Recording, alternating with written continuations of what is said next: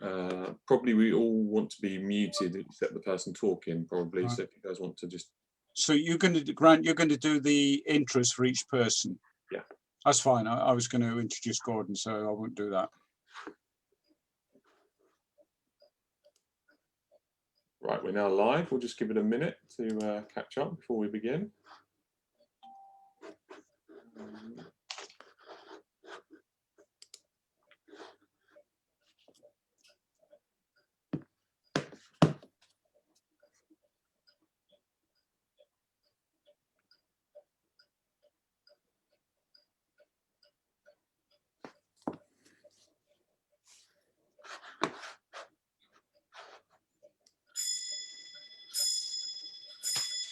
That's Robin right on cue, letting us know it's 3 o'clock. So good afternoon, everybody.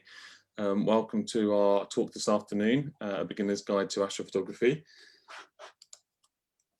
We're members of the Letchworth and District Astronomy Society. We're based in Letchworth in Hertfordshire.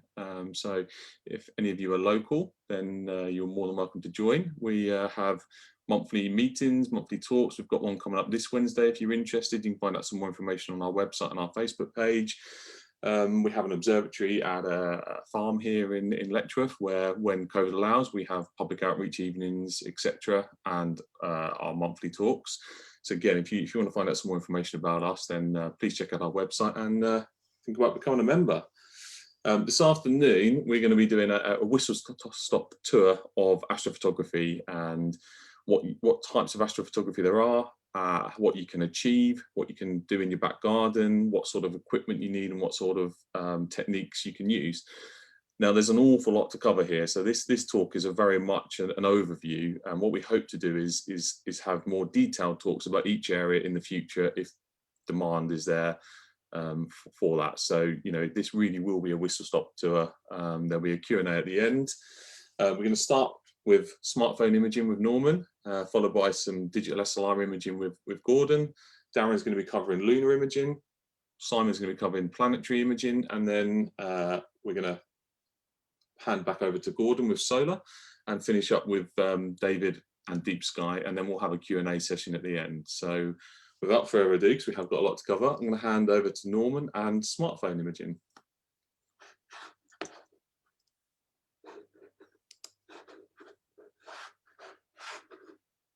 Oh, good afternoon, everyone. And smartphones, we've all got one, and probably no more than 3 to 4 years old, and we all carry them around with us everywhere. And really what I want to discuss is really how much of a sort of the Swiss Army knife they are of sort of imaging and astronomy in general. So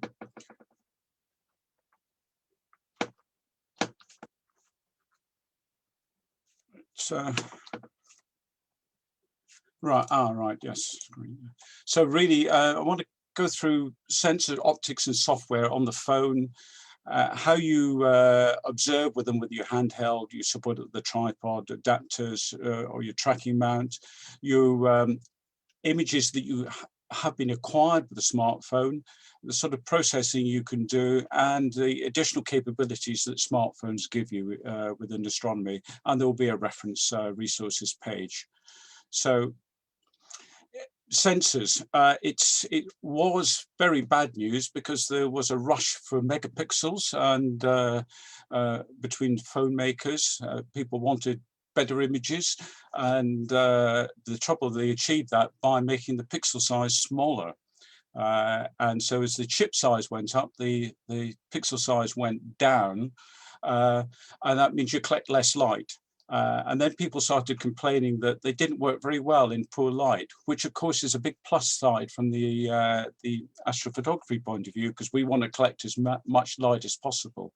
The image on the right just shows you how complex the imaging train is down onto these chips. But you know, the latest high-end phones particularly are getting a lot better at collecting light.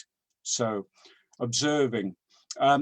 Handheld, yes, the more modern ones have good anti-shake capabilities built into them, so that does help. But best to support it on something, either a rock or something steady. A tripod is ideal, A lot of people use a specialized adapter. This is the Celestion X, Y, and Z, and it clips onto eyepieces or various attachments, so that you can actually move your phone in X, Y, and Z to get your camera position just right. This is attached to my binoculars, so it allows you to look through one eyepiece whilst the other is occupied by the smartphone, which makes it quite versatile. The ideal world is you use one of those adapters to put it onto a tracking mount, and then you get the best of a superb imaging train, hopefully, and the ability to keep the phone steady. But a lot of people do that by hand. Acquisition. And I have to thank Grant's friend, Stuart Davis, for these images he's taken with his smartphone. This is lunar eclipse on an iPhone 6 Plus, and then low magnification on a telescope, and then on a larger high magnification telescope with a bigger eyepiece. He's got a close-up of the lunar craters. He's also done, again, with higher magnification eyepieces on the telescope, planetary, and this is where he's taken a lot of images and then stacked them on software. And the top one is on Mars, and the bottom one is of Jupiter, which shows you, what you can achieve with those type of things.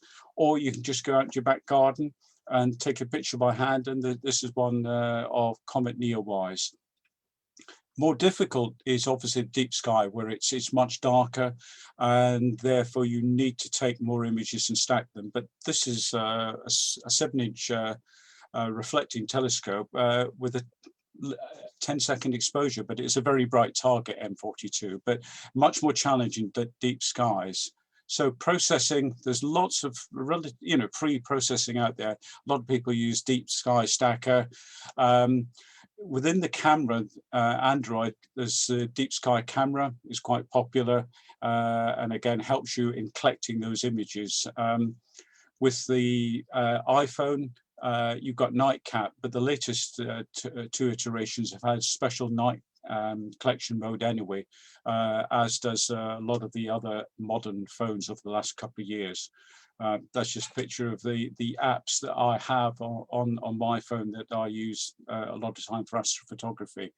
So the additional capabilities, and this is really the Swiss Army part, you've got you can use it to set your telescope up as a compass, or you can set your almost up using a level.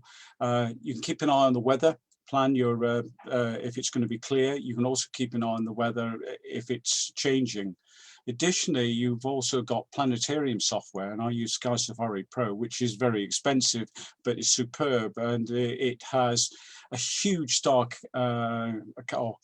catalog in there, and allows you to actually control your telescope. There is a free version of this that Celestion use called Sky Portal, and it's much stripped down, but it's still very good. Or a favorite with Society members is Stellarium.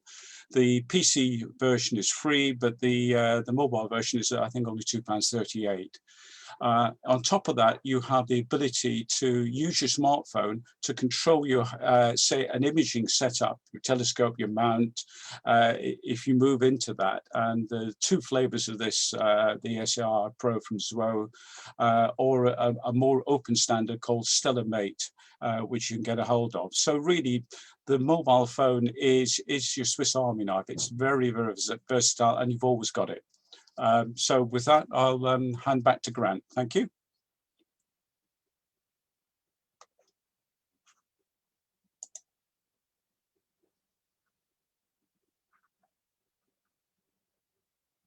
Sorry, thanks very much, Norman. That was a hiccup there on my part. We're next going to hand over to Gordon, who's going to talk to us about digital SLR imaging. So over to you, Gordon. Okay. Can you see that? Yep, we can. Yep, come on, that's it. Okay, brief introduction to using a DSLR camera for doing astronomical imaging, astronomy imaging. First, I'm going to show you some pictures to get you interested.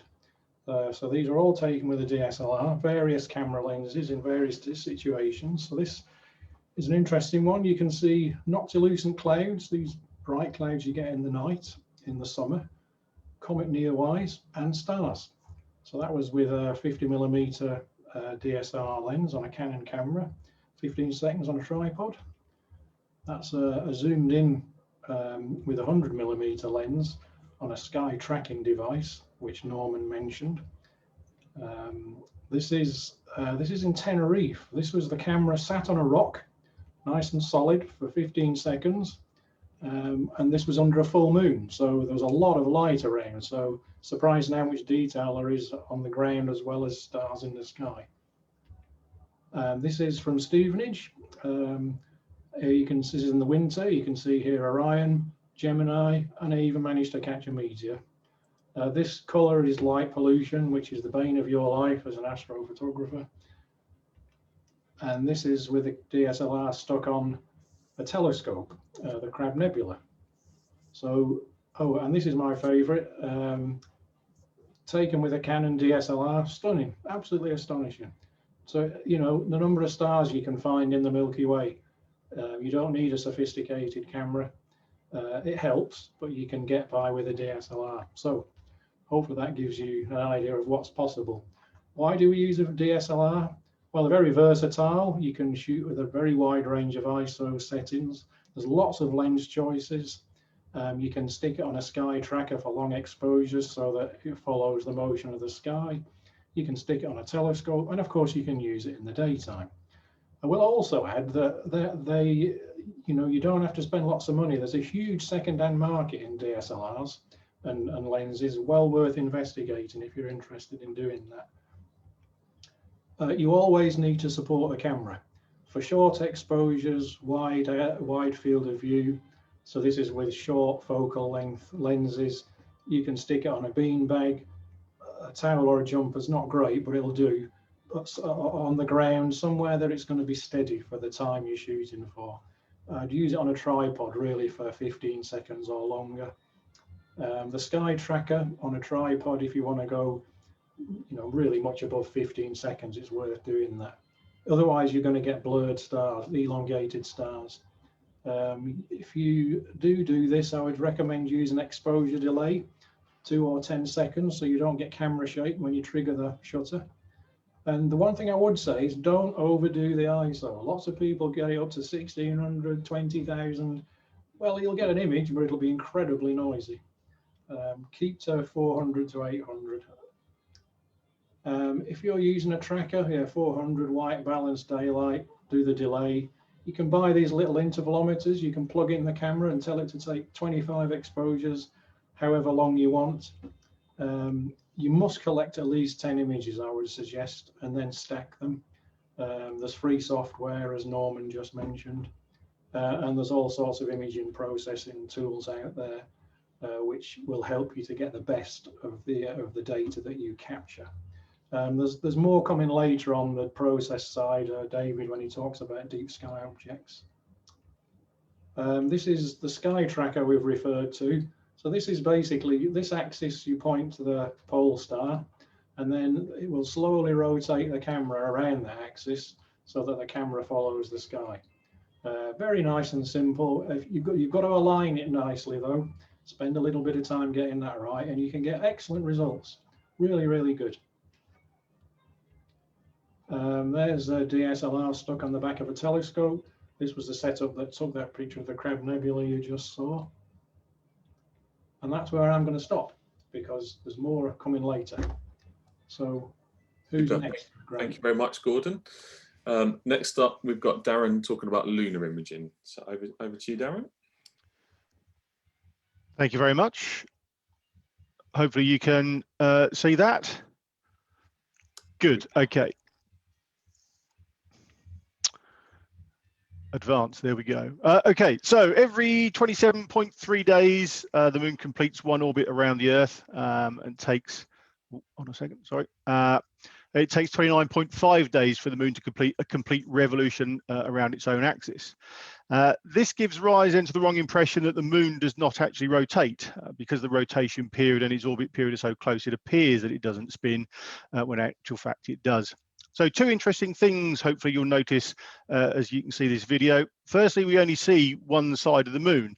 Well, actually, we get about 59% of it. And secondly, it wobbles as it moves from the dark to the light and then back again. And this allows us to be just a little bit creative when we take pictures of our only satellite. So I'm going to start off talking about smartphones, and you'll have heard obviously Norman talking about smartphones. You've all probably got one in your pocket.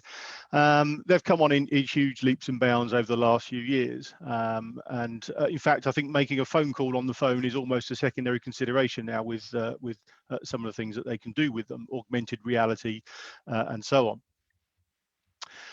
They're always to hand. They are, as I said, really, really good cameras. And they're great for doing quick snaps and landscape and portraits, easy to use. And again, with the software that you can get with the apps on the phone these days, it is very easy to get creative. But when we're talking about things like the moon, if just using the phone as it is, it's the image scale that we sometimes have a challenge with. And what do I mean by that?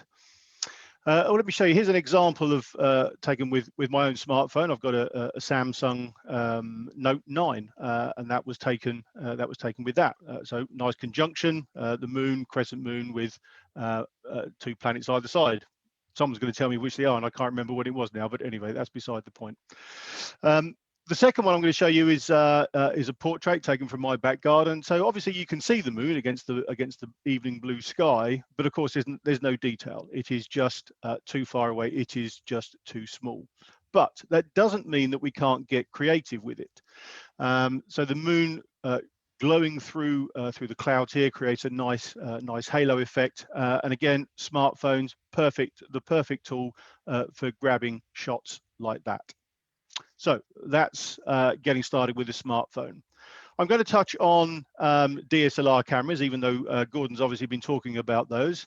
So here's my Canon 600D. It's got 75 to 300 millimeter lens on it. It's a standard kit lens, so it's nothing desperately exotic. The entry-level ones, certainly not too expensive. Second-hand ones are even cheaper. There is certainly a booming market on certain auction sites or some of the second-hand internet sites. And of course, with those longer lenses, you can get closer to the action. And you can change lenses, short lenses, wide field, and so on. And of course, we can connect to a telescope, and I'll show you a picture of that in just a second. They can be a bit of a steeper learning curve than the smartphone. And if you get into the medium and the pro models, they can be a little bit more expensive. And as Gordon said, you really do need a tripod for the best results, which unfortunately means it's more kit to carry. And obviously there's a bit of an increase in cost, but they are really, really flexible daytime photography, but of course very popular for astro imaging as well. So this one is me trying to be a bit artistic. So the crescent moon, and I must say I do like the transition of the sky from the blue to the orange and the red as it gets down towards the horizon. So shorter wide-angle lens, ideal for those sorts of shots. This one was taken with that 75 to 300 millimeter lens that I showed you a second ago at 300 millimeters, and you can clearly see there are features that larger image scale that the lens gives us. There we go. The size of the DSLR sensor, though, also means that we can do clever things. We can crop that image and still have a pretty good resolution with some pretty clear details. That's a crop of that previous image at 300 millimeters, so you can definitely see some of the craters and obviously the lava floors on the moon as well. So moving on then, I've now connected the camera to my telescope. This is my 72 millimeter refractor, and you can think of it as basically just an even longer lens than the 300 millimeter one. This one, if I remember right, is about, I think it's 420, 430 millimeters. And in this configuration, the focusing is done with the focus knob on the telescope, the silver knob that you can see just on the side of the telescope there, obviously not with the camera focus control. And in order to connect the two, we need a special little adapter, which is this ring that you can see now on the camera body. That connects in exactly the same way that a lens would connect. And then this little short tube, what we call a nose piece, screws into that adapter, and then that then attaches to the telescope's focus draw tube, just slots in. And when we do that, we can get a bigger image scale than we did with just a lens on its own. So here is the moon through that telescope. And again, I can crop that, and you can see there's a bit more detail on that one than there was on the Digit SLR one. There's a bit more exotic glass in the telescope than there is on the DSLR lens, which is why it looks just a little bit sharper. And just some examples of images that I've taken through various telescopes with my camera. And there's one, you can see the orange moon there in a lunar eclipse. The dust in the atmosphere causes the change of color. And the blue one, as you might expect, was a daytime shot. You've heard Norman and Gordon talking about stacking, and you're going to hear more of that in the other talks coming up. So I shan't dwell too much on that, but just to say that the concept of stacking basically is you take a whole set of images, and the clever software essentially adds all those together. It averages the individual values in those pixels to produce a much cleaner image. What we're aiming to do is to get rid of the noise and just give us the best signal that we can. That's where all the interesting stuff is. So again, I'm not going to dwell on that too much because there's going to be more mentions of that. It's a topic all by itself, most certainly. When you do it though, these are the sorts of the results that you can get. You can see that's a much sharper image, lots more detail than the previous ones. Lots of stacks of data to produce that image. Okay, and then finally, I'm going to take another step forward, and we're going to look at a dedicated lunar imaging setup. So this is a bigger telescope. It has what we call a longer focal length, and it's that focal length which gives us the image scale to get in close to the detail. But there are some downsides to this approach. It uses video imaging, and those videos can get very big very quickly. You need a computer in order to capture those. You need a bigger telescope. You need a mount to put it on. So this is much bigger than a camera tripod, and it will start to cost you a couple of quid. There'll be some negotiations with the financial controller of the household, I can assure you. Here's my own, my little modest 6-inch Cassegrain telescope, and you can see the little red camera stuck on the end there. So this is a fast frame rate camera that will operate at about somewhere between 30 and 60 frames per second. So if I run it at maximum, I could capture 3,600 frames in just a minute of video. And those files are going to get, like I said, they're going to get very big, and they get big very quickly. But what happens is that we are able to zoom in, and this is a computer generated image, so don't panic about the quality of the moon. But this shows you the field of view. So that black rectangle is with that telescope and that camera, that's what I would be able to take an image of.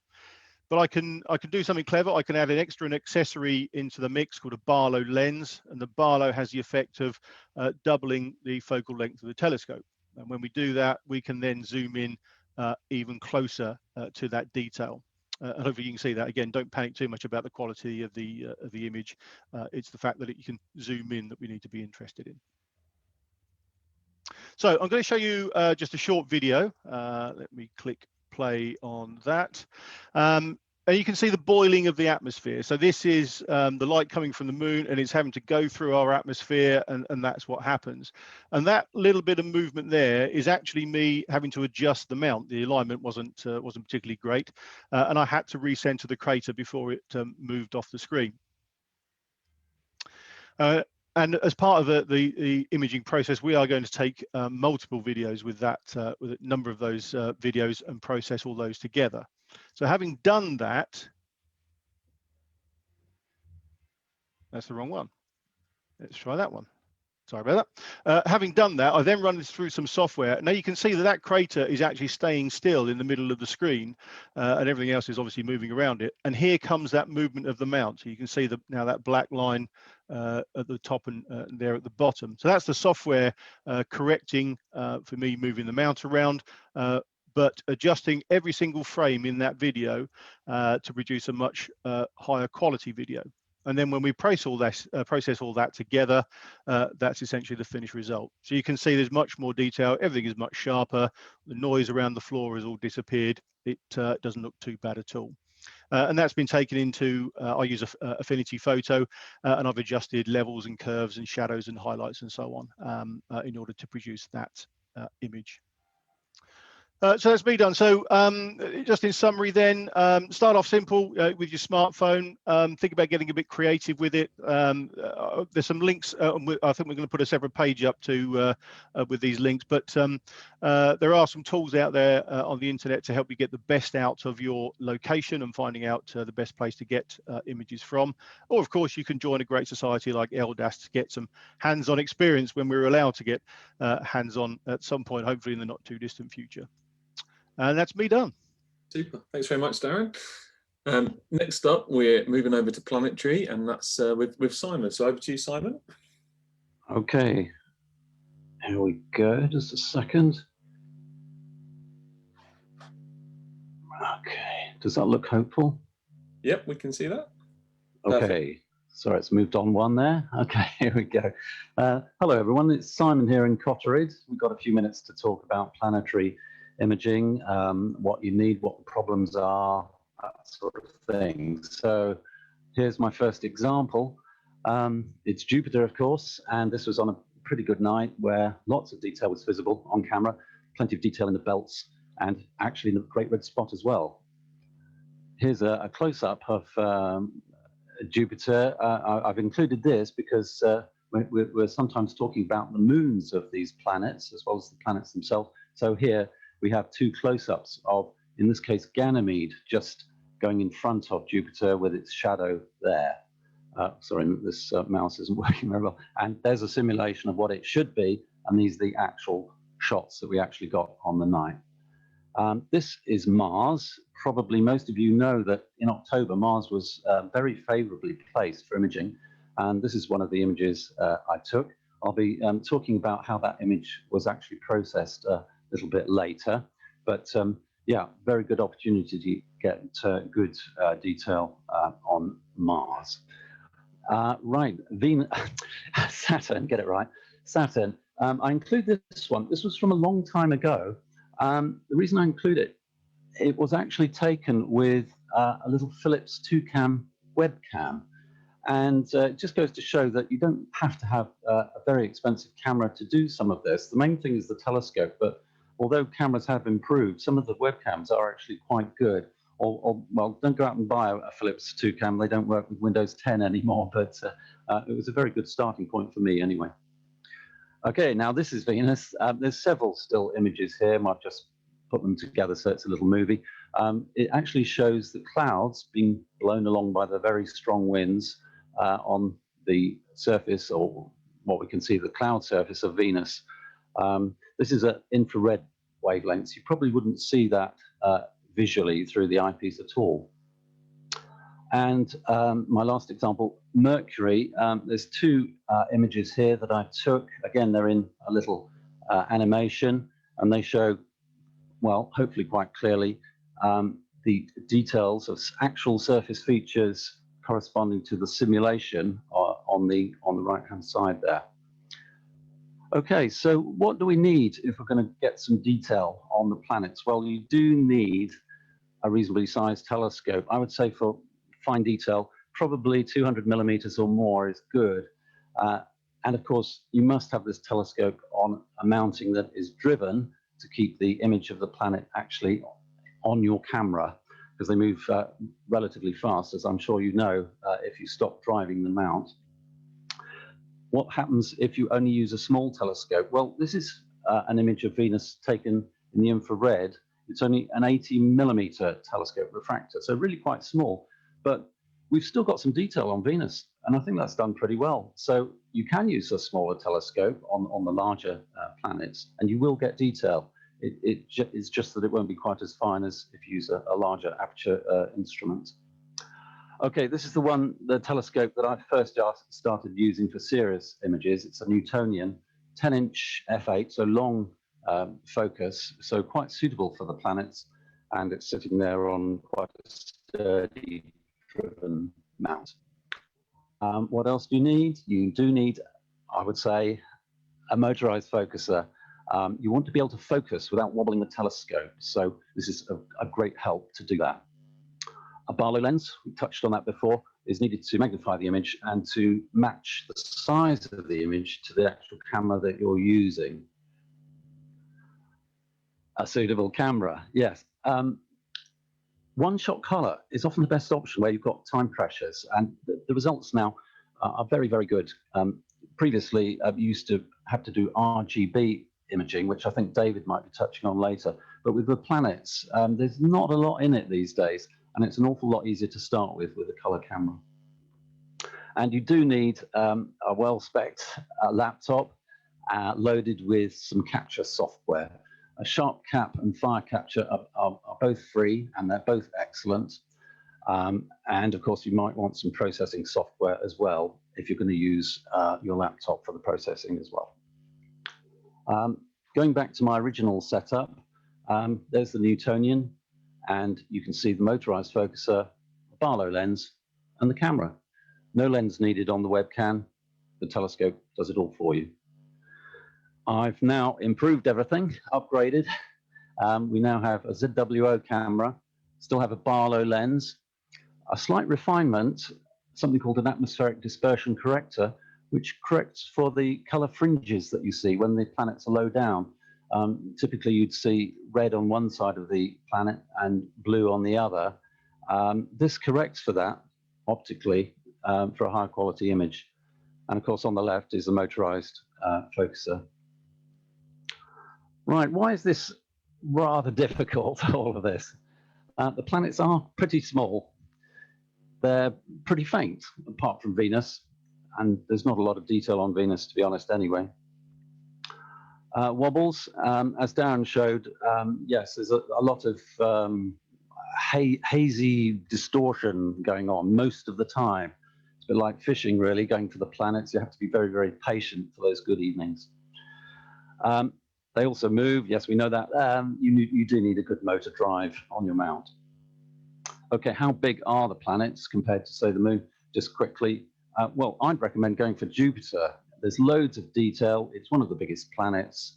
Saturn is a close second, quite a bit fainter than Jupiter. Venus is quite big sometimes, but it's only really big when it's in the crescent phase. So you won't be able to see anything on the disk anyway in that case, unless you go to infrared. Mercury, usually very small. Mars, rather variable, usually quite small as well. And the outer planets, always very small. Right, sometimes the technique is called lucky imaging because we are relying on sometimes through all this wobbliness, good images coming through. So the technique is not to take one, as Darren said, record thousands. And with a fast shutter speed, it tends to freeze this wobbliness. We use software to assess the quality of each one, and we keep only the good ones. Then we stack those good ones to one master frame to improve the quality and reduce the noise.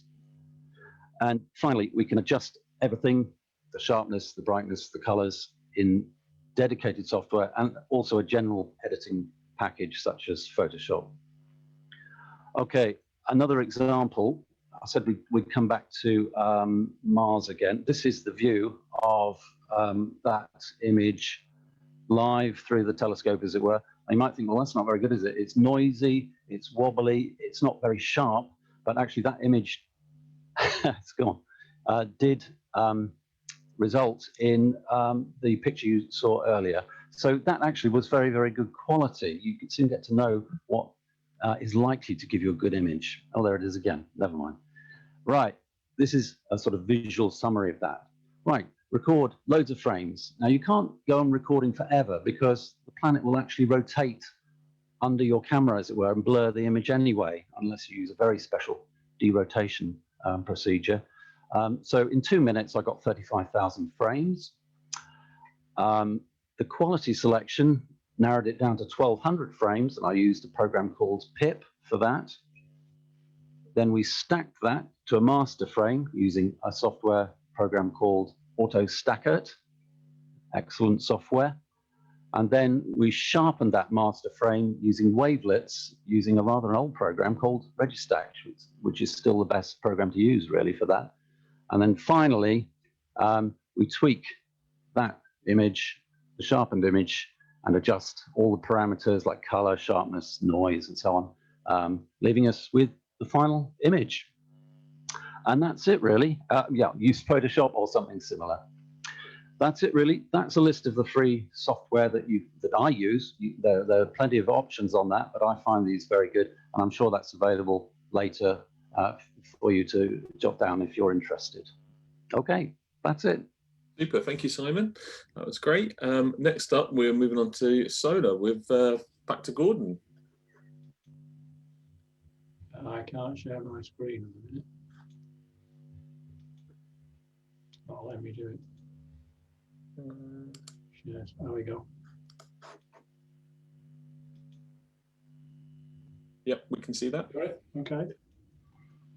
Right. So solar video imaging. A lot of what I'll talk about has actually been covered already, because the same technique is basically used for lunar and planetary imaging. You use a video camera, lots and lots of frames, select the good ones and stack them and process them. So I can show you some pictures then. Well, first of all, of course, with the sun, there's one thing we always have to say. It's a bit of a do not do this at home unless you've got the right gear to do it. So do not look at the sun through a normal telescope. You risk serious eye damage or even blindness. You can use a telescope to observe the sun if you do one of these three things. You place some what's called solar film over the front of the telescope. It's relatively inexpensive, about £15 I think will buy you an A4 sheet. You can cut to size to stick over the front. It cuts out about 99.99% of the light from the sun, so you can view it safely. Another alternative is what's called a Herschel wedge. So this sits at the back of the telescope and basically rejects most of the stuff coming from the front of the telescope. So it rejects a lot of the light, the infrared, so you can look at it with an eyepiece. You can find all this on the internet and in astronomy retailers. And I'd say that's moderately expensive. You can get them from about roughly £100 upwards, depending how big you buy, which brand. And then the alternative is what I've called special filters. These tend to get very expensive, but they're the ones that show you the most. So you kind of get what you pay for, I guess. So this is a typical solar telescope. You'll see here the old Sky Tracker is here again. So this is a 50mm solar telescope.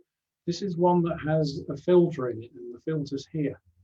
And this one is only looking at a very specific wavelength where hydrogen emits light. My sun's 99.9% hydrogen, so if you can see the wavelength that specifically is emitting, you see most of the light that's coming from the sun.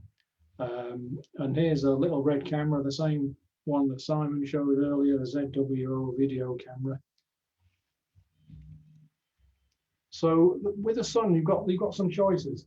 You can look at it in what we'll call white light. So this is if you use the solar film or a Herschel wedge. Basically, it just dims what we can see. So that will reduce the amount of light by, as I said, about 99.99%. But it's still broad spectrum from blue to red. Now, if you use a relatively cheap filter, you can actually see some very interesting effects in so-called white light, surface granulation, and you'll also see sunspots. The other big area of interest for observing the sun is this hydrogen emission that I've mentioned. So this is at 656 nanometers. It's at the red end of the spectrum, and it basically shows, I tend to call it, the flow of the hydrogen plasma at the surface. So it gives you, the patterns you see reflect the flow of gas around the surface. We'll show you that in a second. Another one that's fairly popular is light emitted by calcium. There is calcium in the sun, and it's at the violet end of the spectrum. Personally, I don't find it terribly exciting to view. If you're an adult, and the older you get, the harder it is to see this wavelength. Apparently children can see it quite well. I used to be able to see it, not looked for some time. It will show some surface detail and some spots. You can observe at other wavelengths. Sodium, magnesium might be one. They're getting a bit exotic. Focus on hydrogen alpha or white light. And as we've seen already, we use video cameras for exactly the same reasons, to get past the atmosphere, the effects of the atmosphere. So here's some images.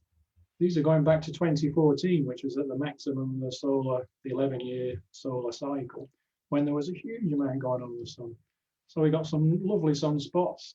You can see this granulation effect. So these are convection cells in the surface of the sun rising up. That's with solar film and a little filter. This is so-called hydrogen alpha wavelength.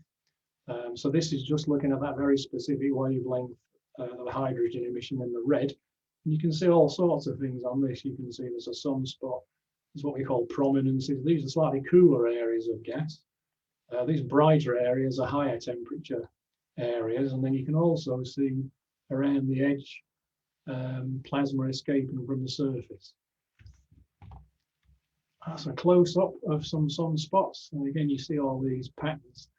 This is a kind of indication of where the hot plasma is going. Fantastic images. Amazing that you can do this from your back garden. This is another example. Now, should have mentioned that when we do imaging with for this hydrogen emission, it's only a very specific wavelength in the red. We tend to use monochrome cameras because in that way, every pixel is picking up data. If you use an RGB or a color camera, only the red pixel is doing anything. So you kind of, it's a bit wasted in that case. And you can put the red color in afterwards if you want to anyway, when you process. The nice thing about this one is you get this kind of 3D effect, which is rather nice. This is an example of calcium image. Again, you'll see it's a bit soft. I don't know whether that's because blue light's scattered a bit more in the atmosphere, but I don't find terribly rewarding. I don't have that filter anymore. So video imaging, we've already talked about why. I've got an example as well. So here's a sunspot, and if you watch what happens, this is what you're up against. So this is why we say don't try and use a DSLR for imaging the sun. Not if you're doing it close up. It's not going to work. It'll be terribly blurred. So we've talked about this already. Obviously, to try and freeze the scene, you want shorter exposure, so you crank the gain up, which means you get lots of noise. So here's a single frame. You can see if you look here, it's particularly obvious how grainy it is. And as Simon's talked about earlier, we stack lots and lots of frames and we get a nice smooth image. But it still doesn't look very clever, does it? I always remember to this day, the first time I ever processed an image, I got to this stage and I was most unimpressed. I don't know what I was expecting, but I was not impressed. Anyway, I thought, carry on. Went to the next stage. Oh, that's the same image actually. And I got something like that. In fact, it was better than that. On this day, the scene was not great, so it was tough to get anything particularly good out of that. But it just goes to show you what you can get, and Simon's shown us already as well. You know, you go from a very blurry, soft image to something which has an incredible amount of detail. The mathematics that underlies the software that does this is quite sophisticated. And amazingly, it's free. So Simon's mentioned this already. And that's my last picture. And again, one of my favorite. I've got a snake on the sun. Brilliant. I mean, I still find it amazing you can do this from home. I think, oh, and that's a monochrome one. So that's where I shall stop. Awesome images. Thank you very much, Gordon. We're looking forward to the sun getting a bit more active over the next couple of years, and hopefully days like that will return. We're going to be finishing off today looking at deep sky, which is a huge subject. So it's quite a challenge for David to squeeze it all in the time we've got. But I'll hand over to you, David.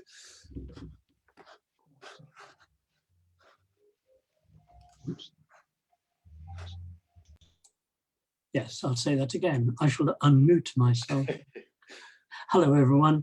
A few words about deep sky photography.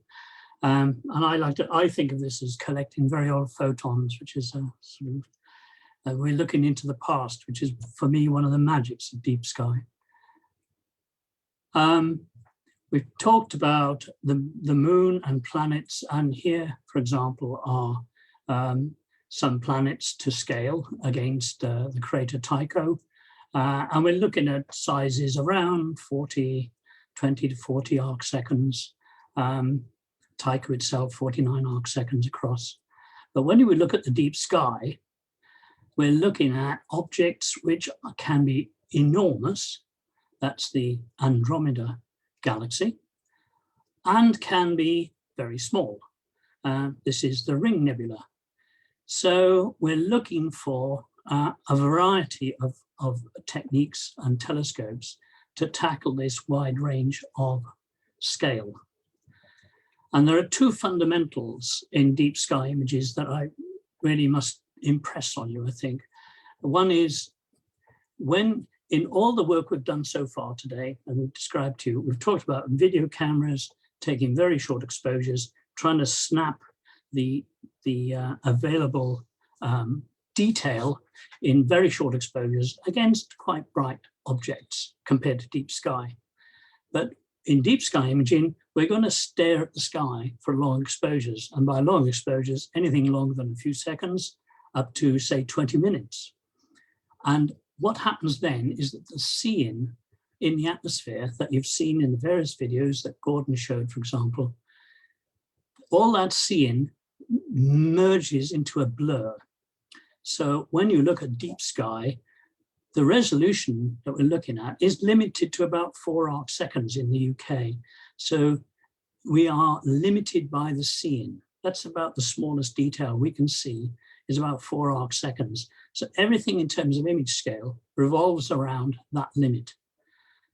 And the other thing is deep sky images are very, very noisy. I was surprised to hear that Norman said, Simon said planets are faint. Wait till you get to deep sky, they're really faint. You're into counting photons.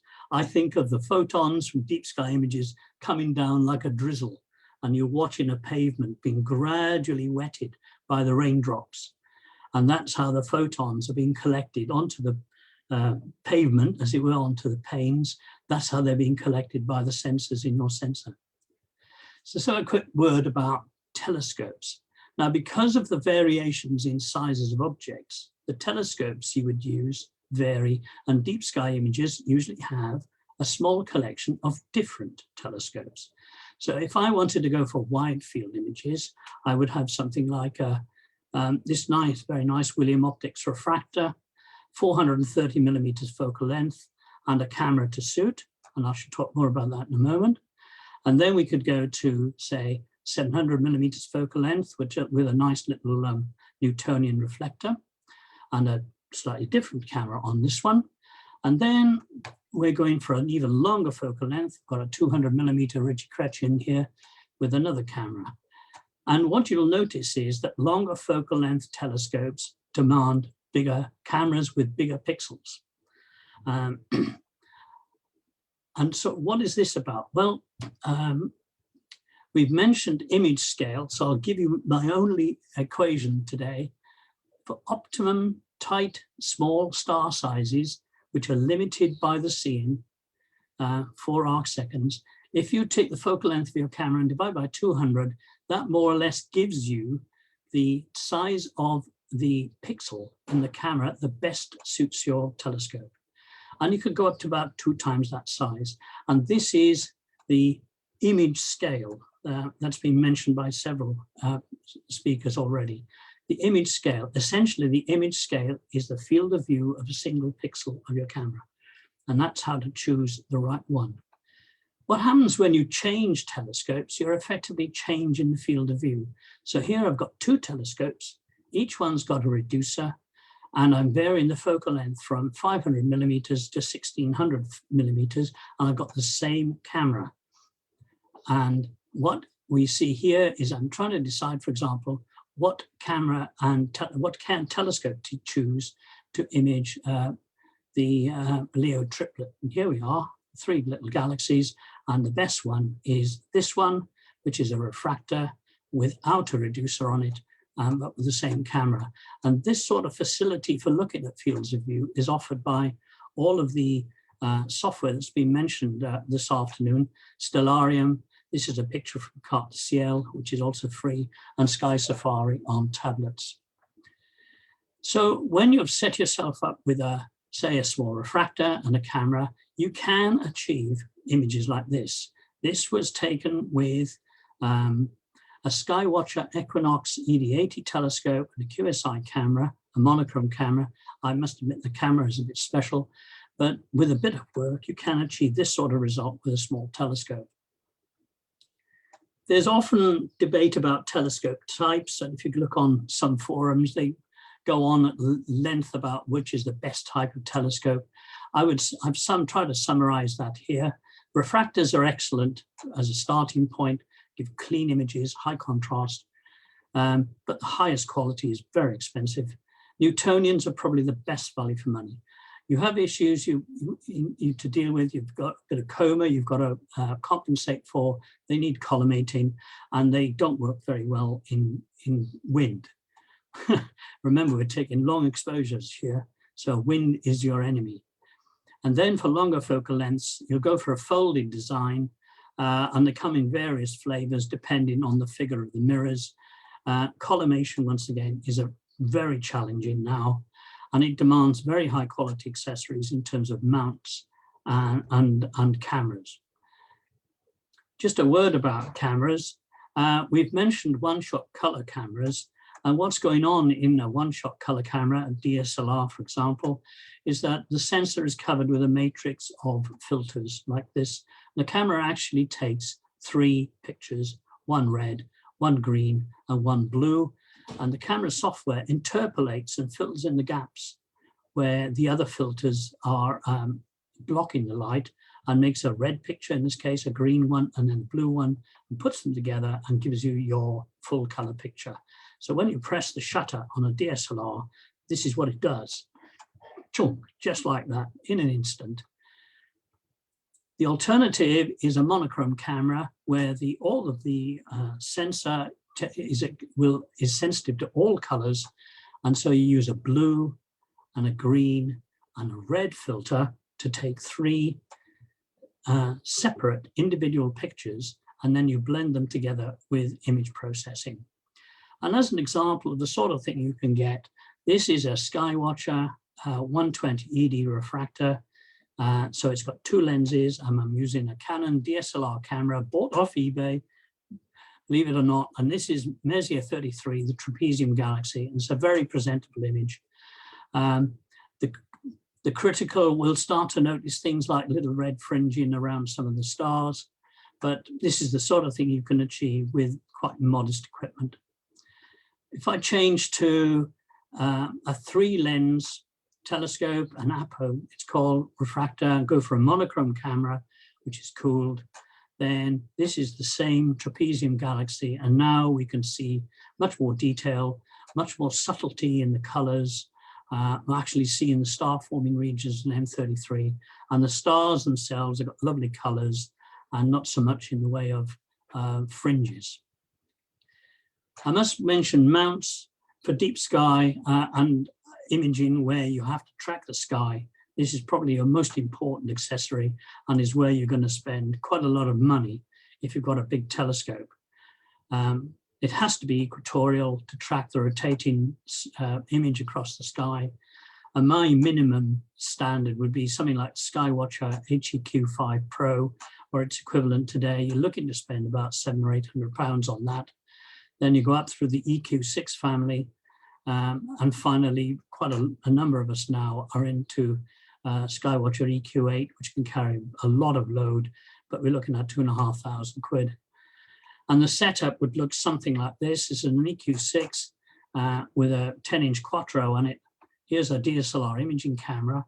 And because the mount, despite the cost, can't accurately track the sky Absolutely. We have to use a guide telescope and a guide camera, which locks onto a single star in a very small piece of the sky and sends commands to the mount to correct for the imperfections in the mechanics of the mount. I'm looking for an accuracy of half an arc-second RMS in guiding. And just to put that in context, an arc-second is the size of a pound coin at nearly 5 kilometers. So it gives you an impression of the sort of accuracy we need. A final word. This is the first image I ever took in Stevenage. It's M31 again, but you can see what light pollution does. It's an absolute devil. But in the days of sodium lights, we could actually filter this stuff out. But now in the days of LEDs, it's much more difficult. So an alternative that you might look at is what's called narrowband filtering. We're using the same sort of filtering that Gordon mentioned. This is hydrogen alpha, very narrow band, sulfur, very narrow band, both in the red end, and oxygen 3 here between green and blue. Those are the favorites. And you actually expose images with those very narrow filters. So we're now looking at exposure times of 20 minutes and more. But we can do this under light polluted skies, and we can do it in moonlight. But what we're going to build is a color construct picture, not a natural picture. It's something like this. And this is an image showing what you can do with making the sulfur data red, hydrogen alpha is green, oxygen is blue, and you can construct a very nice image like this. But this is hours of data, 20 hours, something like this. There is an alternative palette that some people use, which is hydrogen alpha is red and produces a more natural image. I'll show you one of those in a moment. But just show you and emphasize the difference between a natural image. This is the Pelican Nebula in red, green, and blue filters. And this is how it sort of looks in the sky. And this is how you can make it look with a narrowband image. So you see much more detail. And there are features going on here in the star forming regions, which are difficult to see in the red, green, and blue image, but much more easier to pick up in the narrowband image. So this type of imaging is extremely popular, but it does need a lot of data to do it properly. And finally, I'll share with you this image of the Dumbbell Nebula. It's narrowband, but it's using the Hawaiian Telescope palette, where hydrogen alpha is made to be red, and it produces a very natural looking image. If you compare this with a red, green, blue image, they look very similar in the terms of their impact on you. But what you can see here is the narrowband images have actually brought out the outer layers of this nebula in a really quite nice way. A final word on image processing. I'm not going to say much about this. There's so much to learn about image processing. We can't even begin really today. Introducing the dark arts. This is my workflow. This is how I do it, if you like, in summary. We collect a lot of light frames, red, green, and blue, luminance, hydrogen alpha, oxygen 3, sulfur, etc. And this will be hours and hours of work, nights and nights of work, maybe spread across sometimes a month, 6 weeks on a particular target. I will also collect frames to calibrate the cameras, darks, bias, flat frames, etc. And then go through a process of calibration and stacking, which has already been mentioned. And I do use Deep Sky Stacker for this, which is used, for example, for the other work we've shown you today. And then this is my processing workflow. There's a lot of work to do, removing background color casts and background gradients, smoothing noise, calibrating the color. One of my big drivers today is to get the right colors of stars. So I tend to underexpose my exposures of the sky in order to keep the star colors, and as one of my drivers. And then stretching the image, which is you might think of as the first thing to do, is way down here. I've done all this work first before I stretch the image, and then finally finish it off. You'll notice there's no sharpening. I really don't do sharpening on deep sky images. So just to round up some concluding thoughts, deep sky imaging for me is technically very demanding. And you do need investment and commitment to be successful at it. This is, you're looking at spending significant sums on telescopes, cameras, etc., to make it work for you. You can start simply, but I would say your minimum investment is probably 1,500 quid. And even then you'd be looking on eBay maybe to buy a second-hand DSLR or something to make that work for you. But things like the mount, a nice telescope and a camera is going to cost you best part of £1,000. So I think you need a passion to do it. You've got to, this is a big commitment, and you need to be ordered in the way you approach it. You need a process. You need to be patient. You have to keep at it. You know, it's midnight and something's gone wrong. What do? Pack up and go to bed or solve the problem? And you need, you know, problem solving skills on the fly, as it were. It's quite a demanding thing that you undertake here with Deep Sky. And you will need an understanding partner. You're out all night and you've spent the household budget. So that's what you need backup. So thank you for listening. I'll take you now back to Grant and we'll go into Q&A. Super, thank you very much, David. Well, thank you all for your parts today. That's been super, and I know it's been a bit of a whistle-stop tour for everybody watching along, but it's really just to give you a flavour of what you know amateur astronomers are doing in their back gardens, what is possible, and kind of where you get started. We're here to answer any questions, so if anyone has got any questions, they want to pop them in the chat, we'll be pleased to answer. I know Robin's been keeping an eye on the chat already, so we've answered a couple of questions that have come up about digital SLRs and lenses and coma and other bits and pieces. But if anybody has any, do we need to say something about coma? Darren's answered that in the chat, but somebody you might want to add to it. Someone was asking what is coma regarding Newtonian telescopes. Right. Coma is a natural product of using a parabolic mirror. And whilst a star in the center of the field of view might be a nice round thing, towards the edge of the field of view, especially for fast telescopes, it looks more like a comet.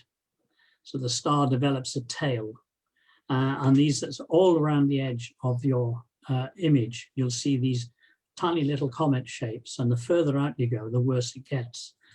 So what you need to correct coma is a thing called a coma corrector, which is simply a couple of lenses, and it simply gathers the light properly towards the edge of the image to give you round stars.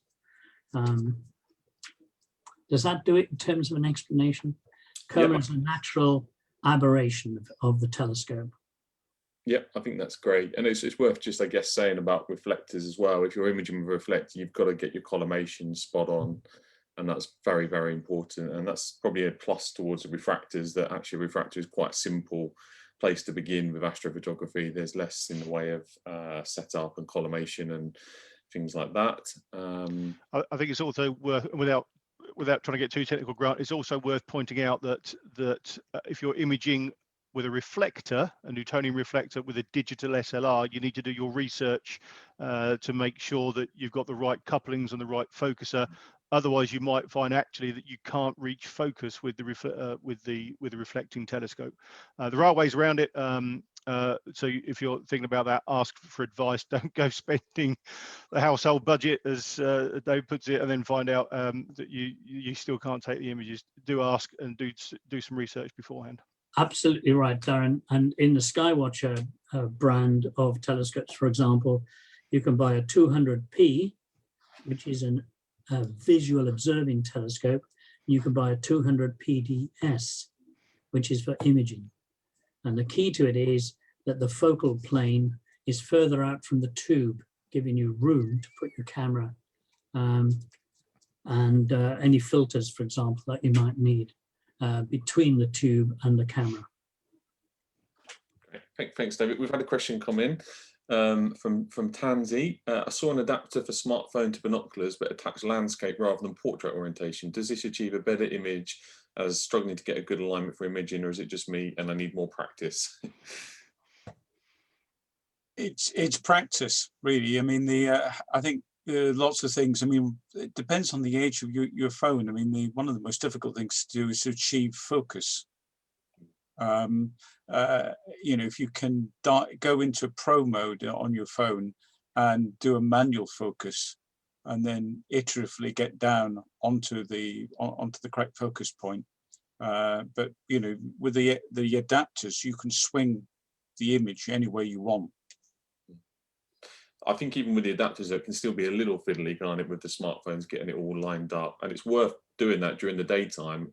Just don't point it at the sun. But I always recommend practicing your focus, practicing getting all your adapters sorted in the daytime, point it at a pylon, you know, a reasonable distance away, rather than doing it in the dark at night. There's nothing more frustrating than trying to get something focused or connected correctly in the dark. So yeah, try it during the daytime and practice.